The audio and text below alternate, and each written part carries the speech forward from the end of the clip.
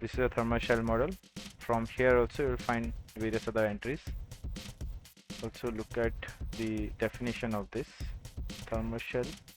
The thermal shell finite area model, it solves the energy equation in 2D. It makes sure that the boundary knows that it is a finite area mesh and you have to solve an energy equation in 2D.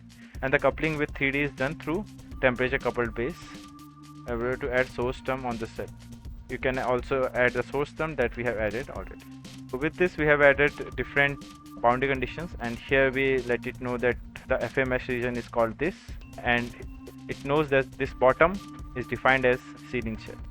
With this we have created a FA mesh, and if we now solve this, then you consider that. Let me just start solving this and I'll just kill this for there was some problem.